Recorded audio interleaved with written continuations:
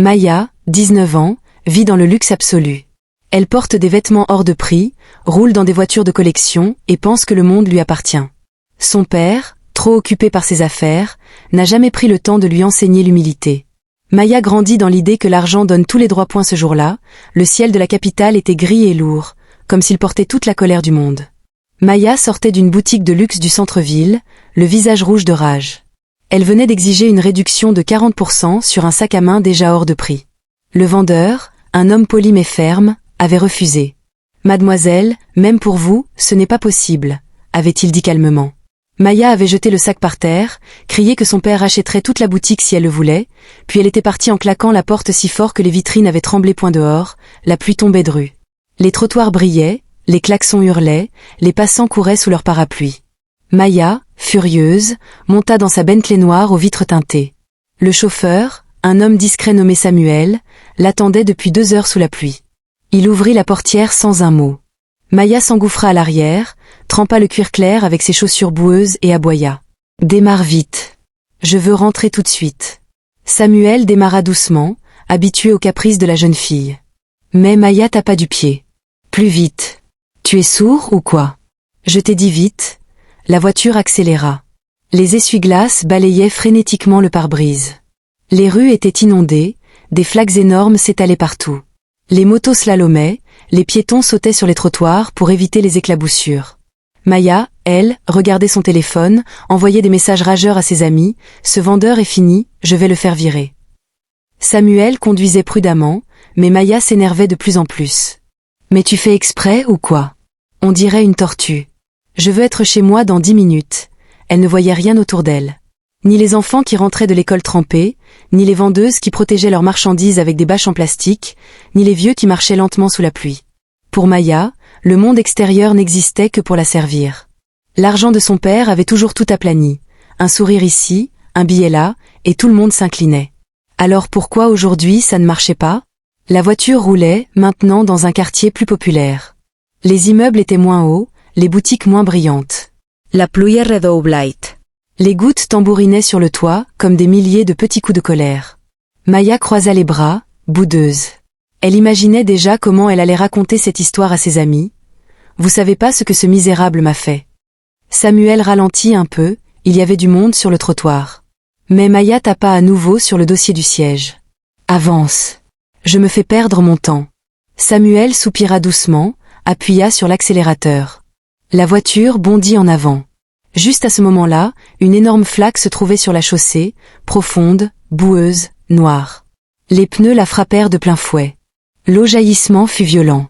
Une vague d'eau sale s'éleva haut, très haut, avant de retomber, droit sur une silhouette frêle au bord du trottoir. Maya ne vit rien. Elle ne tourna même pas la tête. Elle continua de scroller son téléphone. Mais quelque chose venait de se briser, sans bruit, dans l'air lourd de cet après-midi pluvieux. Mamie Rose a 78 ans. Son dos est courbé comme un arc, ses mains sont rugueuses comme l'écorce d'un vieux manguier. Tous les jours, qu'il pleuve ou qu'il fasse soleil, elle installe son petit étal au coin de la rue du marché central. Quelques tomates un peu molles, 3 bottes de feuilles de manioc, des gombos fatigués, 6 ignames. Rien de bien beau, mais tout est proprement rangé sur une natte en plastique bleu déchiré. Elle porte toujours le même pagne. Un tissu wax orange et vert, tellement lavé qu'il est presque blanc par endroits. Elle l'attache avec un vieux nœud solide. Ses sandales sont rafistolées avec du fil de pêche. Sur la tête, un foulard jauni protège ses cheveux gris. Mamie Rose sourit tout le temps. Pas le sourire forcé des vendeuses de boutique, non. Un vrai sourire qui part des yeux, qui plisse et qui réchauffe même quand il pleut. Les gens du quartier l'appellent Mamie, depuis toujours. Les enfants viennent lui dire bonjour avant l'école. Les mamans lui gardent une place quand elle arrive en retard. Même les motards qui passent en trombe ralentissent un peu pour la saluer. Ce jour-là, la pluie a commencé dès le matin. Mamie Rose a tout de même installé son étal. Elle a mis une bâche en plastique transparent au-dessus, mais le vent l'a arraché 2 fois. Les légumes sont déjà mouillés. Les clients sont rares. Une dame a acheté 3 tomates, une autre une botte de feuilles. Mamie Rose a rendu la monnaie avec des pièces usées, en disant merci 2 fois. Elle reste là, assise sur un petit tabouret en bois, les mains sur les genoux. Parfois elle chante doucement un vieux chant de son village. Les paroles parlent de la terre qui donne, de la pluie qui bénit, des ancêtres qui veillent. Sa voix est cassée mais douce. Elle ne se plaint jamais. Quand les jeunes se moquent de son pagne délavé, elle rit. Quand les légumes pourrissent sous la pluie, elle dit « Dieu sait pourquoi ». Quand ses genoux lui font mal, elle se masse doucement et continue de sourire. Aujourd'hui, il ne reste presque plus rien sur l'étal. Quelques gombots, 2 ignames, une poignée d'oignons. Mamie Rose regarde le ciel gris et dit à voix haute. « Seigneur, si tu veux que je rentre bredouille, je rentrerai bredouille.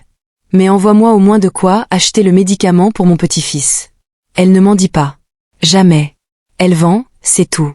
Sa dignité est plus solide que tous les immeubles de luxe de la ville. La pluie tombe plus fort maintenant. Les gouttes frappent la natte, éclaboussent ses pieds. Mamie Rose remet doucement les légumes au centre pour qu'ils ne roulent pas.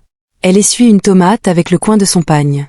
Elle la goutte qui coule sur sa joue, pluie ou larmes, on ne sait pas. Elle reste là, debout dans sa misère, mais droite dans son cœur. Le monde peut bien l'oublier, elle n'oublie jamais qui elle est, une femme qui a élevé 8 enfants, enterré 3, construit une maison en terre battue avec ses seules mains, et qui continue de croire que demain sera meilleur. La voiture arrive à toute vitesse. Mamie Rose ne la voit pas venir, la Bentley file à 70 km/h dans une rue limitée à 30. Samuel, le chauffeur, a le pied lourd à cause des cris de Maya. Il voit la flaque trop tard. Les roues avant la frappent, puis les roues arrière. L'eau explose comme une bombe.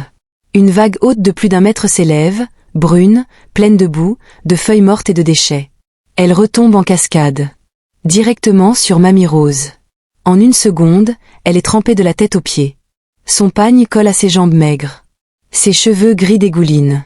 Les légumes volent, tomates écrasées, feuilles de manioc dans le caniveau, oignons qui roulent sous les voitures. La natte est soulevée par le choc et retombe en boule mouillée. Le petit tabouret flotte quelques mètres plus loin. Mamie Rose rest Fiji. Les bras légèrement écartés, comme si elle recevait une douche glacée. L'eau coule de son menton, de ses coudes, de ses doigts. Elle cligne des yeux. Une feuille morte est collée sur sa joue. Dans la voiture, Samuel freine brutalement. « Mademoiselle, la vieille dame, on l'a ?» Il commence à mettre le clignotant pour s'arrêter. Son cœur bat fort. Il a vu la scène dans le rétroviseur. Il a honte. Mais Maya, sans même lever les yeux de son téléphone, dit d'une voix glaciale. « Avance. Ce n'est pas mon problème. » Samuel hésite 1 seconde. Il regarde dans le rétro, Mamie Rose est toujours là, immobile sous la pluie, ruisselante debout. Il voit ses lèvres trembler. Puis il entend à nouveau la voix de Maya, plus dure. « J'ai dit, avance », il appuie sur l'accélérateur. La Bentley redémarre, éclaboussant encore un peu plus le trottoir. Dans le rétroviseur, la silhouette de Mamie Rose rapetisse, devient un point orange et vert trempé, seule au milieu de la rue inondée. Maya, elle, reprend son téléphone comme si rien ne s'était passé. Elle écrit à une amie « Je suis trop énervée, ce vendeur est un pauvre type ». Elle ne tourne pas la tête. Pas une seule fois. Pourtant, quelque chose s'est passé. Pas dans la voiture climatisée. Dehors. Dans le cœur de Mamie Rose. L'eau sale n'a pas seulement trempé son corps. Elle a trempé son âme. C'est l'humiliation qui brûle plus que le froid. Être traitée comme un déchet. Comme si elle n'existait pas. Comme si sa vie de labeur, ses 78 ans de courage, ses mains calleuses ne valaient même pas un freinage. Mamie Rose baisse lentement les bras. Elle regarde ses légumes écrasés dans le caniveau. Une tomate rouge éclatée comme une blessure. Elle ne crie pas. Ne maudit pas. Elle reste là, droite malgré son dos courbé, et laisse la pluie laver la boue de son visage. Mais au fond de ses yeux, quelque chose s'est éteint. Pas la dignité. Jamais ça. Mais la confiance dans ce monde qui roule trop vite et qui n'a plus le temps de voir les anciens. Un motard passe, ralentit, veut l'aider. Elle fait signe que non. Elle ramasse lentement ce qui peut encore être sauvé. Une igname. Un oignon. Elle les essuie avec son pagne mouillé. Et elle reste là, sous la pluie. Comme un arbre qu'on a secoué, mais qui ne tombe pas. Mamie Rose ne bouge plus. La pluie continue de tomber, mais on dirait qu'elle ne la sent plus. L'eau coule sur son visage, mélangeant boue et larmes. Pourtant, elle ne pleure pas bruyamment. Pas de sanglots. Juste 2 grosses larmes silencieuses qui roulent sur ses joues ridées et se perdent dans son cou. Elle regarde le caniveau où flottent ses légumes. Une tomate ouverte en 2, rouge comme du sang. Des feuilles de manioc déchirées. Tout son travail de la semaine. Parti. En 1 seconde. À cause d'une voiture qui n'a même pas ralenti. Les passants la regardent avec pitié. Une dame veut l'aider à ramasser. Mamie Rose refuse doucement de la tête. Elle se penche, lentement, très lentement à cause de son dos, et prend l'igname qui reste. Elle l'essuie sur son pagne trempé. Puis l'oignon. Elle les pose sur le bord du trottoir, comme si elle sauvait ce qui reste de sa dignité. Un enfant arrive en courant, avec un parapluie trop grand pour lui. Mamie, viens sous mon parapluie. Elle sourit faiblement. Merci mon fils. Mamie va bien. Mais elle ne va pas bien. Au fond d'elle, quelque chose s'est cassé. Pas la fierté.